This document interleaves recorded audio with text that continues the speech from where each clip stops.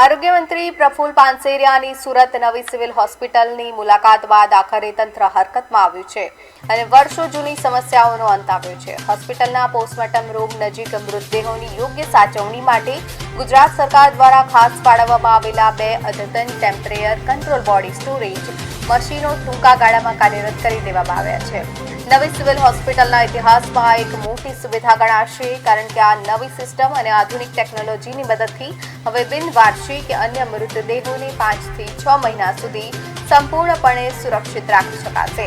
મંત્રીની કડક સૂચના બાદ માત્ર 10 જ દિવસના ટૂંકા ગાળામાં અત્યંત આધુનિક બોડી સ્ટોરેજ મશીન તૈયાર કરાયું છે.